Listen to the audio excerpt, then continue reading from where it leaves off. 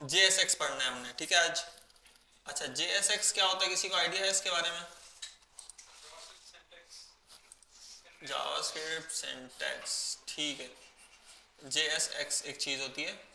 अच्छा उससे पहले हम सबसे पहले क्या करते हैं, एक नया फोल्डर हमारा है रिएक्ट के अंदर।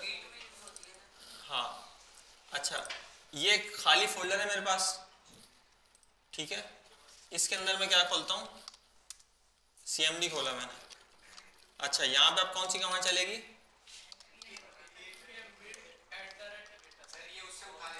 क्रिएट डैश बीट है क्या, स्पेस है यहाँ लिखी हुई कमांड, हाँ स्पेस है ना। अच्छा लेटेस्ट लिखे नहीं लिखे मर्जी है आपकी, लेटेस्ट लिखे या नहीं लिखे मर्जी है। अच्छा मैं नहीं लिखता क्योंकि यार कभी कभी ये होता है लेटेस्ट में ना कुछ चीज़ें जो टेस्ट हो रही होती हैं ऐसी चीज़ें भी आ जाती हैं, कभी कभी वो मसला कर सकती हैं। नेक्स्ट.जेएस में ऐसा काफ़ी होता है, तो लेटेस्ट लिखो नहीं लिखो मर्जी आपकी। अच्छा लेटेस्ट से क्या होता है, @लेटेस्ट से कि जो चीज़ें बन रही हैं ना उसके सारे लेटेस्ट वर्जन आएंगे हमारे पास। लेटेस्ट वर्जन में फ़ायदा ये है कि नए फीचर्स मिल जाएंगे हमें। नुकसान क्या है कि लेटेस्ट फीचर्स इतने अच्छे टेस्ट नहीं हुए होते, तो उसमें कहीं ना कहीं एरर्स आ सकते हैं, लेकिन ये काम सेम करेगा, ठीक है। इसको हमने यस किया, प्रोजेक्ट नेम बोल रहा है ये। अच्छा नेम में मैं ./ लिख देता हूँ, मेरा निकाल देख लेंगे। इसका मतलब ये होना चाहिए कि आप इसके अंदर नया फोल्डर नहीं बनाओ, इधर ही फाइल्स बना दो, ठीक है। हाँ इस तरह हो सकता है, मेरे ख्याल से तो हो सकता है। अच्छा वो रिएक्ट हमने वो रिएक्ट कर दिया, ठीक है, जावास्क्रिप्ट कर दिया, ये हम करते रहते हैं। अब इसने क्या कर दिया, यहाँ पे सारी फाइल्स बना दी, नया फोल्डर नहीं बनाया, नए फोल्डर के अंदर नहीं बनाया, यहीं पे बना दी। नहीं तो आप नए फोल्डर में भी बन जाए, मसला नहीं है कोई। अब देखो इसने CD वाली कमांड यहाँ पे नहीं दिया हमें, इसने क्या बोला, क्या करो आप npm इंस्टॉल करो। npm इंस्टॉल से क्या होता है, यहाँ देखो अभी नोड मॉड्यूल का फोल्डर है, नोड मॉड्यूल का फोल्डर यहाँ पे नहीं है, ठीक है। अब मैं npm इंस्टॉल चलाऊंगा तो क्या होगा, एक नोड मॉड्यूल का फोल्डर बन जाएगा, ठीक है। इस फोल्डर से क्या होता है, हाँ जो भी हमारी लाइब्रेरीज हमें चाहिए होती है ना रिएक्ट को चलने के लिए, वो सारी इंस्टॉल हो जाती हैं इससे, ठीक है। अच्छा इधर देखते हैं, अभी VS कोड में हमारे पास रिएक्ट के अंदर JSX, ये सारी फाइल्स अभी बन गई हैं, ठीक है। अब इसमें से हमें कुछ फाइल्स डिलीट करनी थी जिनकी हमें फिलहाल अभी ज़रूरत नहीं है।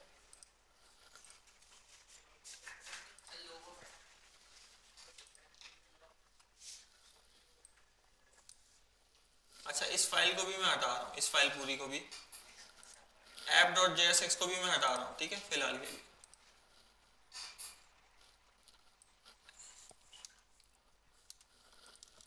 यहाँ पे कुछ काम करेंगे हम।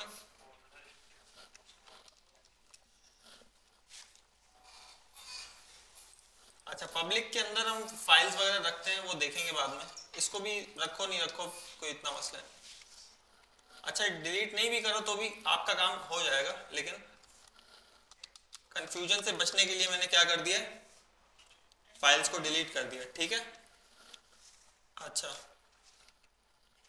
उसके बाद कौन सी कमांड चलानी है, इससे क्या होता है भाई, इससे आप समझ लें कि लाइव सर्वर चल जाता है रिएक्ट का, ठीक है, जिस पे हम अपनी डेवलपमेंट के दौरान अपना कोड देख सकते हैं, ठीक है। 5173, मैं इस लिंक को इधर खोल लेता हूँ, इधर मैं लिखूंगा लोकल होस्ट और उसके बाद 5173, ये मैंने चलाया तो यहाँ पे एरर आ गया, क्या आ गया, एरर आ गया, ये एक एरर आ गया। क्या एरर आ गया भाई, क्या मतलब इसका, ऐप डिफाइंड नहीं है, क्या मतलब, ऐप आपने यहाँ पे यूज किया हुआ है लेकिन इसको कहीं बनाया ही नहीं आपने, इंपोर्ट भी नहीं किया, बनाया नहीं है, तो मैं यहीं पे एक फंक्शन बनाता हूँ ऐप नाम का, अच्छा इसके अंदर मैं क्या करूँगा, H1 डाल दूँ, H1 और चलेगा ये, क्यों, यहाँ ये फंक्शन कोई चीज़ रिटर्न नहीं कर रहा, ठीक है। तो अभी ऐप तो बन गया लेकिन ऐप खाली है। ऐप से हम जब कोई चीज़ रिटर्न करेंगे तब वो हमें पता चलेगी कि वो चीज़ मिल रही है हमें, ठीक है। अब ये H1 क्या होगा, स्क्रीन पे शो हो जाएगा, ठीक है। अच्छा ये जो सेंटर में आ रहा है ना, ये आ रहा है index.css की वजह से। अच्छा इसमें आपने स्टाइलिंग लगाने का भी तरीका देख लिया कैसे लगती है स्टाइलिंग। एक आपने CSS की फाइल बनाई, ठीक है। मैं सब कोड को हटाता हूँ एक दफ़ा, इसको सेव किया तो अब ये H1 सिंपल H1 आ गया। अच्छा मुझे स्टाइलिंग देनी है H1 को, तो नॉर्मल जैसे हम CSS में स्टाइल्स देते हैं ना, कलर रेड कर दिया मैंने इसको, सही, सेव किया तो कलर रेड हो गया। अच्छा अब इसमें अहम बात यह है कि अगर मैं इसको यहाँ पे इंपोर्ट नहीं करता ना CSS की फाइल को, तो ये नहीं चलता, ठीक है, ये नहीं चल रहा। तो इसको जो भी मैंने जहाँ पे भी CSS यूज़ करनी होगी मैं उसे क्या करूँगा, पहले इंपोर्ट करूँगा। इसमें कोई सवाल किसी का नहीं? चलो आगे चलते हैं फिर। इसको सेव कर दिया। अच्छा अब भाई JSX में क्या चीज़ है और क्या चीज़ है, वेरिएबल्स कैसे हम इंजेक्ट कर सकते हैं, ठीक है। मैंने लिखा कॉन्स्ट और मैं यहाँ लिख देता हूँ my name is equal to, ये वेरिएबल में मैंने क्या कर दिया, नाम लिख दिया। अब मुझे अगर इसे इधर यूज़ करना है तो ऐसे लिख दूँ मैं,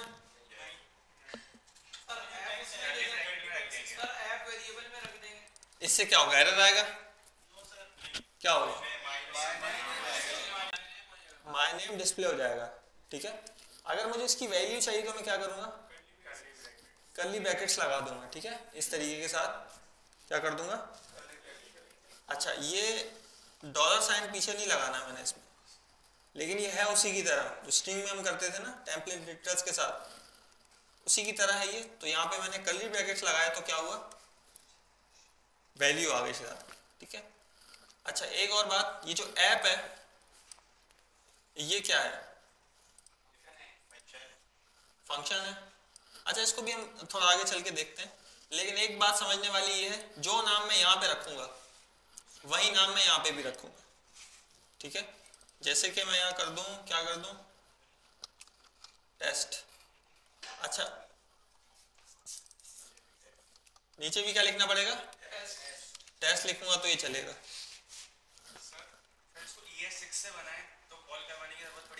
देख लेते हैं ES6 से बनाए तो। और कोई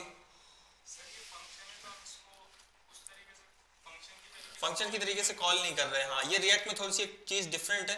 जो फंक्शन JSX रिटर्न करता है ना, वो कंपोनेंट होता है, उसको हम पढ़ेंगे इस तफसील को, लेकिन उसको आप समझ लें कस्टम टैग है एक ना, ये जो चीज़ रिटर्न हो रही है ये यहाँ पे आएगी। किसके अलावा भी कॉल करें टेस्ट लिख के, नहीं सिर्फ टेस्ट लिखने से तो नहीं, कॉल करना पड़ेगा इसको। टेस्ट लिखेंगे तो टेस्ट लिखा हुआ आएगा। जी सर इस पर करेंगे, बिल्कुल कर सकते हैं और करेंगे, तो बहुत इंपॉर्टेंट चीज़ है, इसको कहते हैं प्रॉप्स, वो आगे हम देखेंगे। अच्छा इसकी एक कन्वेंशन है, कन्वेंशन क्या होती है, ऐसी चीज़ जो लोगों ने खुद से डिसाइड कर ली हो, कोई ऐसा रूल नहीं है। वो कन्वेंशन ये है कि इसका फर्स्ट लेटर जो है ना वो कैपिटल होता है, ठीक है।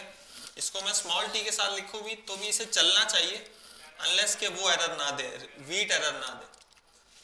वीट एरर दे रहा है, अच्छा क्रिएट रिएक्ट टैब में एरर नहीं देता, लेकिन चलो ये अच्छी बात है, इधर हमने t क्या कर दिया, कैपिटल कर दिया, इसे बता रहे हैं। अच्छा JSX आ गया ना यहाँ पे, ठीक है। JSX क्या है, is a syntax extension for JavaScript. Syntax extension क्या है, मतलब कि कुछ सिंटैक्स था उसको हमने एक्सटेंड कर दिया, बढ़ा दिया, उससे कुछ फीचर्स हमने क्या कर दिए, बढ़ा दिए। अच्छा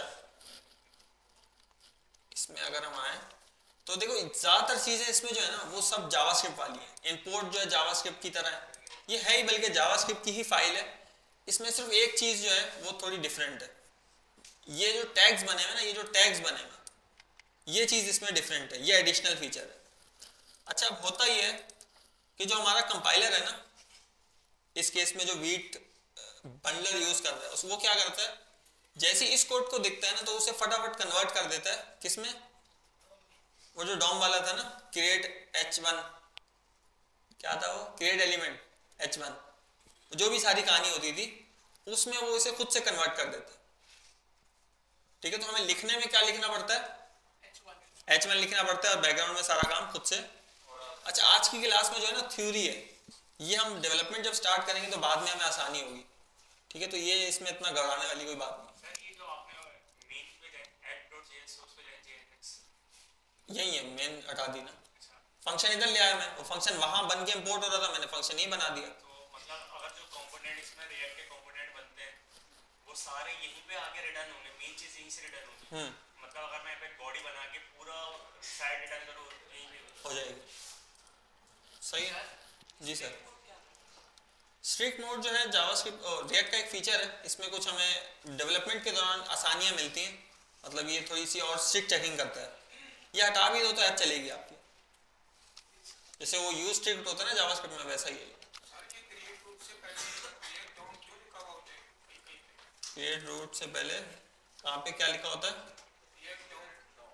रिएक्ट डॉम। अच्छा, ये रिएक्ट डॉम से इंपोर्ट हो रही है ना, ये चीज जो है रिएक्ट डॉम से इंपोर्ट हो रही है, इस फाइल से इंपोर्ट हो रही है। हाँ, इस फाइल से इंपोर्ट हो रही है। या तो मैं यहाँ लिख दूँ रिएक्ट डॉम, पूरे की पूरी रिएक्ट डॉम की लाइब्रेरी मंगाऊँ, और यहाँ पे फिर रिएक्ट डॉम डॉट उसके अंदर से एक मेथड निकाल लूँ, फंक्शन एक निकाल लूँ। तो ये भी हम कर सकते हैं, देखते हैं चलता है नहीं चलता है। तो ये भी सही चल रहा है ना, लेकिन हमने क्या किया, अच्छा ये भी तरीका मैं बता दूं, ये जो चीज़ है ना, ये चीज़ जैसे ये रिएक्ट है, हमने पहले तो हम क्या करते थे, CDN के लिंक्स से इंपोर्ट करते थे चीज़ को। ठीक है, फायरबेस में याद है आपको, पूरा CDN का लिंक होता था। अब हम CDN से नहीं इंपोर्ट कर रहे, अब हमने रिएक्ट की लाइब्रेरी को अपने कंप्यूटर में इंस्टॉल कर लिया। कहाँ पे, नोड मॉड्यूल्स में। ठीक है, नोड मॉड्यूल्स में अगर मैं जाऊं तो ये देखो बहुत सारी लाइब्रेरीज आ रही है, यहाँ पे रिएक्ट भी आएगा, IJKLMNOPQRE, ये आ गया रिएक्ट। ठीक है, रिएक्ट आ गया यहाँ पे, तो ये हमने रिएक्ट से इंपोर्ट किया है।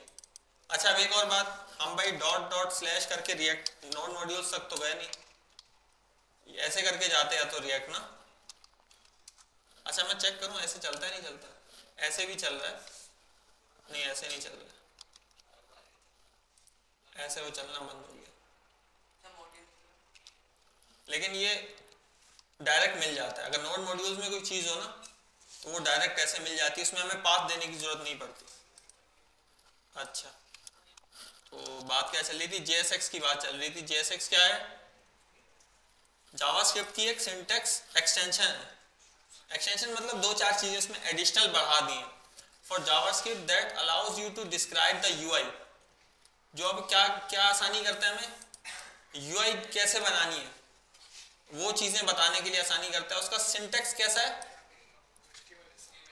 आवाज नहीं आई, HTML लाइक स्ट्रक्चर है इसका। ठीक है, the nice thing about JSX is the that apart from following, ये रूल्स आ गए ना, ये रूल्स हमने देखने थे। अच्छा, you don't need to learn any new symbols, कोई नए मतलब सिंबल्स नहीं सीखने पड़ेंगे आपको ना। HTML आपको आती है तो आपके लिए काफी आसानी हो जाएगी, but browser doesn't understand JSX out of the box. Browser, इसका क्या तर्जुमा होगा, ब्राउजर को JSX नहीं समझ आती, ब्राउजर को सिर्फ जावास्क्रिप्ट और HTML समझ में आती है। तो हमें क्या जरूरत पड़ेगी, किस चीज की जरूरत पड़ेगी, कंपाइलर की, जावास्क्रिप्ट कंपाइलर की। अच्छा, बेबल भी यूज होता था, बेबल यूज होता था क्रिएट रिएक्ट ऐप के साथ, जो कंपाइलर है। वीट बैकग्राउंड में ES बिल्ड कंपाइलर का यूज करता है, लेकिन कंपाइलर कोई भी हमें उससे क्या, हमारा काम तो चल रहा है। To transform your JSX code into, ये JSX को रेगुलर जावास्क्रिप्ट में कन्वर्ट कर देते हैं हम। अच्छा, कब कन्वर्ट करते हैं, नहीं रन में भी सही है काफी हद तक बात आपकी, npm run बिल्ड चलाते हैं ना, ठीक है, अभी देख लेते हैं। इसको बंद करें, यहाँ देखो डिस्क का फोल्डर है, नहीं है ना, अभी कहाँ है, npm run, अब ये कन्वर्ट करेगा JSX को, इसने कर दिया कन्वर्ट। अभी देखो डिस्क का फोल्डर है, इसके अंदर आपको कहीं भी JSX नहीं मिलेगी, इसके अंदर है ना JS है, सिंपल JS है, ठीक है। अच्छा इसको बंद करते हैं, इसको डिलीट कर देते हैं, इसका काम खत्म हो गया। अब हम दोबारा जरा वो स्टार्ट कर लें, कैसे स्टार्ट होगा, npm run dev से डेवलपमेंट सर्वर स्टार्ट हो गया। अच्छा बेबल ऐड करने का तरीका बता रहा है, उसकी जरूरत नहीं है करने की। अच्छा you can start using React enables to cut down repetitive code.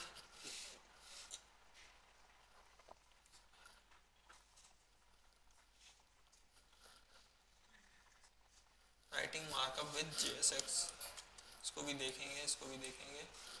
Essential, अच्छा ये कह रहा है कि React के लिए आपको जावास्क्रिप्ट कितनी आनी चाहिए, तो ये आता है आपको, ये पता है क्या चीज़ होती है, पता है ना इस चीज़ का, ऑब्जेक्ट क्या चीज़ होती है पता है, एरे मेथड्स, डिस्ट्रक्चरिंग पता है, ये भूल गए हैं काफ़ी सारे लोग, इसकी ज़रूरत पड़ेगी। ये होता है कि भाई डिस्ट्रक्चरिंग, अगर कोई एरे है उसमें से 2 एलिमेंट्स हमें चाहिए वेरिएबल के तौर पे, तो इससे क्या होगा, ए में क्या आएगा, एरे की 0 इंडेक्स वाला एलिमेंट आ जाएगा, और बी में क्या आएगा,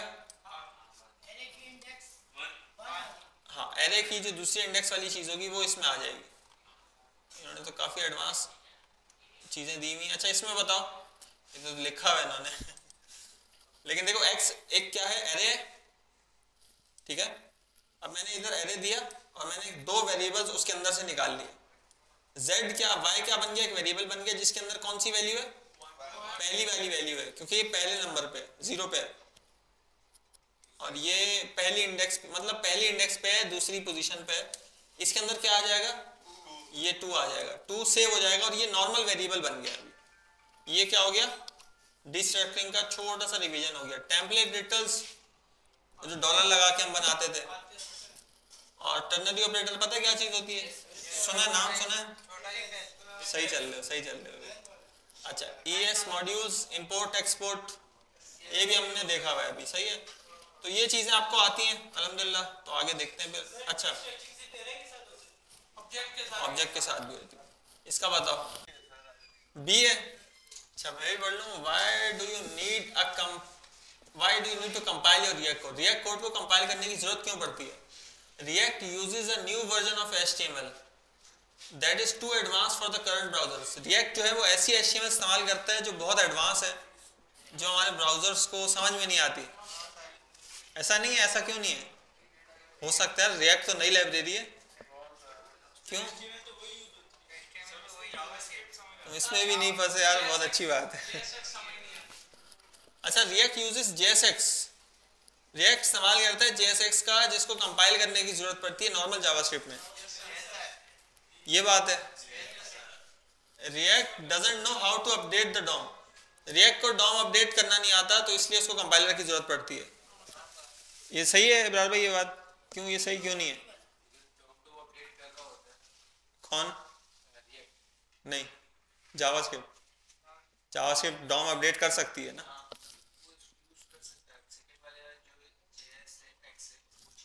हाँ JSX जो है ना, ये नहीं समझ आता ब्राउजर को। तो चेक आंसर करते हैं, और हमारा आंसर, तालियां बजाओ अपने लिए, इसको बंद करते हैं। अच्छा ये दोनों एक ही हैं मेरे ख्याल से, थैंक यू, ये दोनों एक ही हैं, इसको बंद करते हैं। ये बुक यार ये रिएक्ट की डॉक्यूमेंटेशन है, डाला हुआ मेरी रेपो में, रिएक्ट के फोल्डर में आओगे तो ये लिंक है। अच्छा ये तीनों लिंक्स हैं, यहाँ पे थोड़े से रिएक्ट के असाइनमेंट्स हैं, 4 असाइनमेंट देखे मैंने। अच्छा दूसरा रिएक्ट डॉक्यूमेंटेशन का लिंक है, ये रिएक्ट की बुक है समझ लो, ठीक है। नई जो जदीद तरीका है बुक्स का, वो क्या है, डॉक्यूमेंटेशन। इसको पढ़ने की आदत होनी चाहिए। बुक्स में क्या मसला होता है भाई, बुक्स ओल्ड हो जाती है, पुरानी हो जाती है, नई चीज़ आई उसको अपडेट कैसे करें। एक बुक है वो छप गई, वो PDF चली गई, अब PDF थोड़ी अपडेट हो सकती है। इसमें ये है कि जब भी कोई नई चीज़ अपडेट करनी है, या जैसे कोई चीज़ पुरानी होने वाली है तो यहाँ लिख देते हैं भाई डेप्लीकेट होने वाली है, कोई चीज़ नई आई है यहाँ लिख देते हैं न्यू फीचर, तो हर एक के पास उसी टाइम कोई पुरानी देख ही नहीं सकता। ठीक है, तो ये डॉक्यूमेंटेशन आप देखेंगे। बाकी ये वर्सेल वाला जो कोर्स है रिएक्ट कोर्स, ये तो खैर हम साथ साथ कवर कर लेंगे। रिएक्ट की डॉक्यूमेंटेशन आप लोगों ने खुद से लाजमी पढ़नी है, बहुत फ़ायदा होगा। आज क्या पढ़ना, आज ये जो JSX के रूल्स हैं ये पढ़ लेना। अच्छा, ये क्या बोल रहे हैं भाई, JSX क्या है, एक्सटेंशन है, वो सारी चीज़ हमने वहाँ पे भी पढ़ ली। Although there are some ways to write components, most React developers prefer concise JSX. Most code bases use it. What will you learn? देख लेंगे। अच्छा, JSX put web has been built on HTML, CSS and JavaScript. Web जो बना हुआ है, web की जो बुनियादें बनी हुई है किस चीज़ पे बनी हुई है, HTML, CSS और For many years developers kept content in HTML, design in CSS and logic in JavaScript. काफ़ी अर्से से ये होता था कि लोग कंटेंट, अभी तक हमने भी जो सीखा उसमें क्या था भाई, कंटेंट HTML में रखेंगे, डिज़ाइन CSS में रखेंगे और लॉजिक कहाँ रखेंगे, जावास्क्रिप्ट में, और सबकी अलग अलग फाइल होगी। ठीक है, अच्छा इसमें थोड़ा सा अप्रोच थोड़ी सी डिफरेंट है, किस तरीके से हम चीज़ें रखेंगे। रिएक्ट वाले बोलते हैं भाई कि स्टाइल, लॉजिक और कंटेंट तीनों को अलग नहीं रखो। जो एक फीचर है ना, जैसे ये नैव बार है, एक पूरी नैव बार है, इस नैव बार में एक ये फीचर है, ठीक है, इसका कंटेंट, इसकी स्टाइलिंग, और इसके जो तीन चीज़ें क्या आती, स्टाइलिंग, कंटेंट और लॉजिक, ये तीनों चीज़ें एक जगह रखो। एक चीज़, एक जो पार्ट है, एक जो एप्लीकेशन का हिस्सा है, जैसे एक बटन है, अब उस बटन की लॉजिक भी, उस बटन का कंटेंट भी और उस बटन की स्टाइलिंग भी, तीनों को एक साथ रखो। ठीक है, तो ये अप्रोच थोड़ी सी डिफरेंट है, बाकी काम एक ही फाइल में तो नहीं, लेकिन करीब करीब रखो बस। But as the web became more interactive, logically increasingly determined content, JavaScript was charged of HTML. अच्छा, जैसे ये कह रहा है एप्लीकेशंस कॉम्प्लेक्स होती गई ना, पहले तो वेब जो था वो सिर्फ लैंडिंग पेजेस के लिए था। ठीक है, लैंडिंग पेज पता है ना क्या होता है, उसमें ज़्यादा इतने फीचर्स नहीं होते, लेकिन जब एप्स बनती गई, ठीक है, जैसे youtube.com जो है वो क्या है, एप्स बनती गई, तो उसमें HTML से ज़्यादा JS के पास कंट्रोल था, मतलब JS इंक्रीज होती गई ना।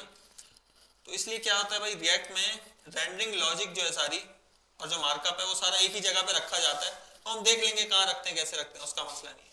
आगे चलते हैं, JSX के रूल्स पे आते हैं ना, ये तो तमीदी गुफ्तगू है। JSX and React are two different things. JSX and React are, ये इंटरव्यू क्वेश्चन है, ये इंटरव्यू में पूछे जा सकते हैं। ठीक है, सेपरेट कैसे भाई, ये इस्तेमाल तो एक साथ होती हैं चीजें, ठीक है, लेकिन रिएक्ट जो है वो रेंडरिंग की लाइब्रेरी है, उसमें आप JSX, ये जो H1 है ना, ऐसे नहीं बनाओ, भले कोई मसला नहीं है, आप ऐसे कर लो कि भाई react dot create element H1, यहाँ पहले में दे दिया H1, और दूसरे में क्या देना है भाई, दूसरे में देना है क्लास या एट्रीब्यूट देना है, इसमें नल दे दिया, और तीसरे में दे दिया हमने।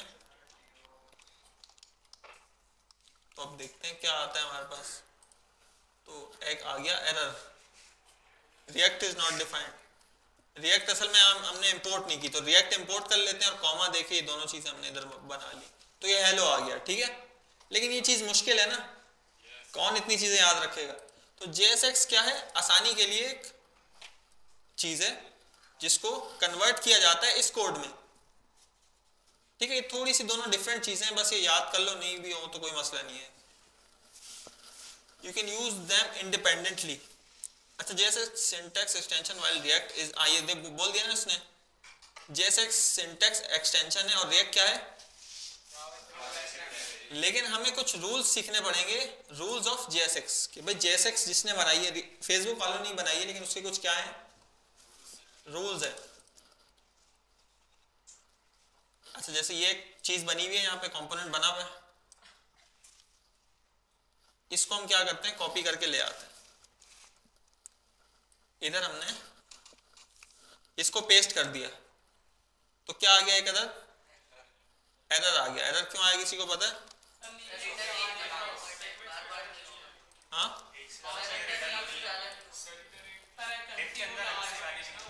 मैं ये बंद कर देता हूँ।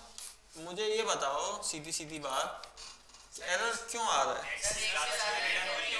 एक से ज्यादा चीजें रेंडर, भाई दो चीजें रेंडर क्यों नहीं हो सकती? नहीं, ये बात नहीं है, ये बात नहीं है, नहीं ये बात नहीं है। एक डिव में डालूं तो सही तो हो जाएगा, लेकिन ये बात नहीं है। रिटर्न एक चीज रिटर्न करती है, वो बात भी सही है। ये जो गोल ब्रैकेट लगाई है ना, इसका मकसद होता है कि पूरी चीज रिटर्न होगी। हाँ, इमेज के अंदर स्लैश लगा देते हैं। अच्छा, तो कोई चीज होनी चाहिए ना जिसके अंदर अपेंड किया जाए। यहाँ पर एक चीज है, ठीक है, कि जैसे कि आपने सारी ये डॉम मैनिपुलेशन के लिए चीजें बनाई, तो ये तो जावास्क्रिप्ट में हमें खुद हैंडल करनी पड़ती हैं, लेकिन रिएक्ट की स्पेशलिटी ये कि वो ये काम नहीं कर देता, वो खुद से ऊपर जिम्मे है। तो यहाँ पर ये काम क्यों खुद नहीं कर रही है? ये डिव क्यों लिखना पड़ता है? डिव क्यों लिखना पड़ता है? हाँ, तो ये काम भी डिव खुद करेगा, अपना रिएक्ट खुद करेगा, बॉडी के अंदर डाल दें। नहीं, वो ट्री बनाने के लिए ना एक एलिमेंट का होना जरूरी है, तो उसका ट्री है। ये अच्छा, ये खुद कह रहा है ये करना है आपने। अच्छा, इसको देखते हैं, इसको सेव करते हैं, तो हमारे पास स्क्रीन पे क्या डिस्प्ले हो जाता है। स्क्रीन पे ये जो दो चीजें थी हमारे पास, ये आ गई हैं। कुछ एरर भी आ रहे हैं इसमें, ठीक है। अच्छा, एक एरर इसमें ये आता है कि अगर मैं इमेज के टैग को क्लोज नहीं करूँ रिएक्ट में, ये सब गौर से देख लें, ये चीज ये आपको तंग करेगी। इमेज के टैग को अगर मैं क्लोज नहीं करूं रिएक्ट में तो भी मसला आता है। हाँ, ये कहता है कि भाई इमेज के टैग को क्या करो, क्लोज कर दिया। अभी भी एक मसला आएगा, वो मसला ये है कि बोल रहा है क्लास नहीं दे सकते आप, क्लास नेम दो, क्योंकि क्लास क्या है, रिजर्व कीवर्ड है। टाइम खराब हुआ आपका। अच्छा, तो अब इंशाल्लाह एरर नहीं आया कोई। अभी हमने तीन चीजें सीखी, सैफ भाई बताएंगे तीन चीजें कौन कौन सी थी, कौन से रूल्स हैं जो इसमें डिफरेंट है।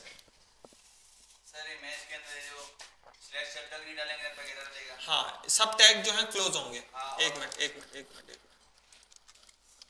यहाँ वन क्या था, all tags should be closed. Close मतलब अगर मैं देखो यहाँ बी आर दूंगा ना, बी आर, तो इसमें देखो बी आर ऐसे नहीं आएगा, ऐसे आएगा। HTML में ऐसे भी आ जाता है, ऐसे आता है, वैसे नहीं आता है।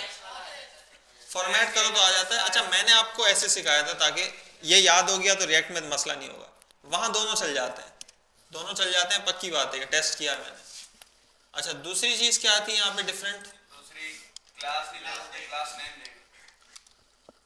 क्लास नहीं, क्लास नेम। तीसरी चीज डिव के अंदर डालेंगे सारे, पेरेंट एक होना चाहिए रिटर्न वाली एलिमेंट का। सही नहीं, आसान है या कोई मुश्किल लफ्ज तो नहीं है? पेरेंट एक होना चाहिए। हाँ, ये भी चलो सही, ये JSX का रूल नहीं है, लेकिन चलो लिख लेते हैं कि क्या है। ये है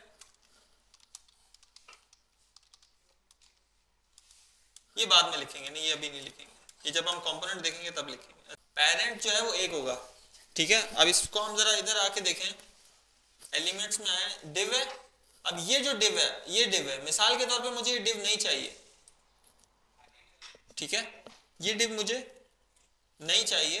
अब ये इसलिए नहीं चाहिए, देखो बिला वजह मुझे सिर्फ H1 और इमेज डिस्प्ले करवानी है, बिला वजह मैं एक डिव रेंडर करवा रहा हूँ, तो उससे भी परफॉर्मेंस को हर्ट आ सकता है ना, कि बिला वजह की डिव्स आ रही हैं, 10 कंपोनेंट्स मैंने दिखाए और 10 की 10 डिव्स बिला वजह आ रही हैं। तो उससे बचने के दो तरीके हैं, एक तो ये कि मैं डिव को खाली रख दूँ ऐसे, ठीक है, ये इसको कहते हैं रिएक्ट फ्रैगमेंट। ये रिएक्ट की तरफ से एक चीज़ है, इसको खाली रख दो, तब भी ये कोड भी सही चलेगा और एडिशनल डिव भी हमारे पास नहीं बनेगी। यहाँ तक क्लियर है? अच्छा, इसका ये है खाली जो है ना, ये इसको क्या कहते हैं, रिएक्ट डॉट फ्रैगमेंट। ऐसे भी अगर हम पहले ऐसे लिखते थे पुराने जमाने में, नहीं ये जरूरी है, कहीं की देनी हो ना, अगर नहीं, अगर इसी में अगर की देनी हो, फंक्शनल में की देनी हो, लूप चलाना हो कभी, तो फ्रेगमेंट लिखना पड़ता है। खैर कोई भी नहीं, आप लोग इसको खाली रखो, मसला नहीं है, खाली रख दो बस, ठीक है। की देनी होगी हमें जब, तब हम देख लेंगे इसको। सर इमेज में अगर क्लास की जगह आईडी है तो आईडी नेम लिखेंगे क्या? क्या चीज आईडी लगती है ना, क्यों नहीं लगती? लग गई आईडी। क्या हुआ? क्या चीज? नहीं आईडी, बस आईडी लग गई, आईडी लग गई। ये मैं लिखता हूँ इधर मैंने लिखा माई डैश आईडी, और मैं अच्छा इसकी CSS में जाते हैं हम, इधर डॉट नहीं, क्या लिखेंगे, हैश माई आईडी, इसको क्या करते हैं, बॉर्डर रेडियस 50%, और ये स्टाइलिंग आ गई, ठीक है। आईडी से के साथ हमने स्टाइलिंग कर दी। अच्छा, इसमें एक बात इंपॉर्टेंट है कि आईडी से क्यूरी सिलेक्टर से गेट नहीं करते रिएक्ट, उसको हम देखेंगे बाद में। लेकिन आईडी देने का मकसद क्या हो, मतलब क्यों देनी है आईडी? एक वजह तो ये होती है ना, एलिमेंट को गेट करना है, तो रिएक्ट में ये काम हम करते ही नहीं है गेट वाला, और स्टाइलिंग देनी है तो क्लास से दे दो, लेकिन आईडी सेम है, बिल्कुल सेम है। ये यहाँ पे यही बोल रहे हैं भाई कि एक एलिमेंट आप रिटर्न करो, एक एलिमेंट रिटर्न करो। Rules of JSX, return single root element. हमने यहाँ क्या लिखा, पेरेंट एलिमेंट एक होना चाहिए। इसको लिखने का दूसरा तरीका क्या है, return multiple elements from a component, wrap them in a single tag. इन सबको क्या करो भाई, एक टैग में डाल दो। इसका मैंने आपको पस मंजर भी बता दिया। हो सकता है ये कहानी मेरी तरफ से बनाई भी हो, लेकिन कहानी अच्छी थी। तो if you don't want to add an extra div, अगर आपको एक एक्स्ट्रा डिव अपने मार्कअप में नहीं डालनी, अपने HTML के कोड में फाइनल आउटपुट में फालतू की डिव नहीं डालनी, तो आप क्या कर दो, हाँ, खाली टैग या फ्रेगमेंट लगा दो। अच्छा, this empty tag is called fragment, ठीक है। Fragment let's you group things. Fragment क्या करता है भाई, 3-4 चीजों को अगर इकट्ठा करना है हमने, तो उसके लिए हमें हेल्प करता है without leaving the trace in HTML। अच्छा, ये यहाँ पे इन्होंने बताया हुआ है कि हम ये क्यों करते हैं, इसको आप लोगों ने खुद से पढ़ना है। सर लेकिन जैसे आपने फ्री मॉडल बताया, तो हाँ, अगर हम फ्रेगमेंट बना के डाल रहे हैं, तो इसका जो ट्री मॉडल है वो फिर कैसे बनेगा? वो डायरेक्ट खुद से हैंडल कर लेता है। अच्छा, ये रिएक्ट असल में पेरेंट को देख के अंदाजा लगा लेता होगा कि इसे कहाँ पे फिट करना है, कुछ ना कुछ कर लेता है। बल्कि मैंने भी जो कहानी बताई है वो मेरी तरफ से थी, वो रिएक्ट वाली कहानी नहीं थी, एक पेरेंट होना जरूरी है। अच्छा, to close all the tags JSX required tags to be explicitly close. ये कहता है भाई एक एक टैग को हमें बताना पड़ेगा कि ये कहाँ पे क्लोज हो रहा है, ठीक है। तो सारे टैग क्लोज करना जरूरी है। अगर आप ऐसे लिखेंगे ना, नीचे इसने बताया हुआ है, चलो अगर मैं खुद से कर लेता हूं, जैसे ये LI है ना, अगर मैं ये ऐसे कोड में लिख दूं तो भी क्या आ रहा है भाई, एरर आ रहा है, ठीक है। रिएक्ट इसको कन्वर्ट नहीं कर पाया और इसने एरर दे दिया, ठीक है। This is how image list is closed. भाई सीधा सीधा जो तरीका है ना वो लिखना है आपने यहाँ पे। अच्छा, camel case almost all of the things. Camel case क्या होता है भाई, पहला वर्ड जो स्टार्टिंग है वो स्मॉल होती है, लेकिन उसके बाद जितने भी लफ्ज हैं वो क्या होते हैं, कैपिटल होते हैं। तो JSX turns into JavaScript and attributes written. जो एट्रीब्यूट्स होंगे ना, जो एट्रीब्यूट्स होंगे वो सारे कैसे लिखे जाएंगे, कैमल केस में लिखे जाएंगे, ठीक है। अच्छा, एट्रीब्यूट बताओ कोई, एट्रीब्यूट और कौन से होते हैं, यहाँ देख लेते हैं ना। हाइट विथ तो एक ही लफ्ज है, उसमें तो कैमल केस की जरूरत ही नहीं पड़ेगी। ऑन चेंज जैसे होता है, ऑन क्लिक होता है ना, ऑन क्लिक होता है, ऑन चेंज होता है। तो इसमें क्या होगा हमारे पास कि वहां पे हम कैसे लिखते थे, ऐसे लिखते थे ना, यहाँ पे ऐसे लिखेंगे कैमल केस में, सर जो उधर स्मॉल करते थे इधर कैपिटल कैमल केस, ठीक है। तो ये कैमल केस में सारी चीजें आ जाएंगी यहाँ पे। JSX turns into JavaScript and attributes written in JSX becomes the keys of JSX objects। इसको हम देखेंगे प्रॉप्स के अंदर। You will often want to read those attributes। JavaScript has limited variable names, for example their names can't contain dash। इसमें हम dash नहीं लिखेंगे, ठीक है। जो जैसे स्ट्रोक विथ कभी यूज किया है, ये एक एट्रीब्यूट होता है, लेकिन ये HTML में हम ऐसे लिखते हैं इसको, ठीक है। अब यहाँ पे इतनी सी बात है कि यहाँ डैश नहीं आएगा। क्यों डैश नहीं आएगा? क्योंकि जावास्क्रिप्ट में वेरिएबल्स के नाम में डैश नहीं आता। तो ये जो हम लिख रहे हैं ना यहाँ पे, ये असल में जावास्क्रिप्ट ही लिख रहे हैं, ये जावास्क्रिप्ट में ही कन्वर्ट होना है, ठीक है। तो यहाँ पे डैश नहीं आ सकता, अंडरस्कोर भी नहीं आएगा, कैमल केस आएगा। तो इसको हम कैसे लिख देंगे? W बड़ा करके मिला के साथ कैमल केस में, जैसे हमने क्लास को क्या कर दिया, क्लास नेम कर दिया ना। तो बस इतनी सी बात है। देखो इसने यहाँ पे क्या कर दिया इसको, ठीक है, इसको क्लास नेम इसने कर दिया यहाँ पे डॉक्यूमेंटेशन में। You can find these attributes, इसको भी हम बाद में देखेंगे। React will print a message in the browser console। अच्छा, अगर आप कोई गलत काम मतलब ऐसे क्लास नेम या ऐसी चीज देंगे ना तो एरर आ जाएगा कंसोल में, तो उसको पढ़ लेना, समझ में आ जानी चाहिए बात। Pro tip, use a JSX converter. इसका आप इस्तेमाल ना करें, हाथ से कन्वर्ट करें ताकि आपकी प्रैक्टिस अच्छी हो। नहीं तो कुछ ऐसे कन्वर्टर भी होते हैं जिसको आप HTML का कोड दो, वो JSX बना के दे देते हैं। वो तो आप खुद ढूंढना ना, मैं तो कह रहा हूँ इस्तेमाल ही नहीं करो। मैंने टिप्स थोड़ी दी है, मैं तो बोल रहा हूँ नहीं इस्तेमाल करो ताकि आपकी प्रैक्टिस हो। लेकिन अगर आप कामचोर हैं तो सर्च कर लेना, मिल जाए। ये लिखा हुआ है, ये लिंक दिया हुआ है, इस पर क्लिक करो, ये आ गया कन्वर्टर। इसमें HTML दो, JSX बना के दे देगा ये। लेकिन भाई मुझे CLI वाला असाइनमेंट चाहिए अगली क्लास से पहले। ये वाला क्या बात है भाई, तालियां हो जाए जरा। अच्छा, ये खत्म होने वाला है यार, खत्म होने का नाम नहीं ले रहा। ये रिकैप है, यहाँ पे रिकैप हम कर लेंगे बस। अच्छा, इन्होंने कुछ चैलेंजेस दिए हैं, लेकिन चैलेंजेस आपको मैंने भी दे दिए। चैलेंज 1 क्या है? कन्वर्ट इस वाली जो ये सारा कोड है ना, इसको कन्वर्ट करके दिखाओ। हाँ, तो ये अच्छा है, इसको कॉपी करना है, इसको खुद से ट्राई कर लेना।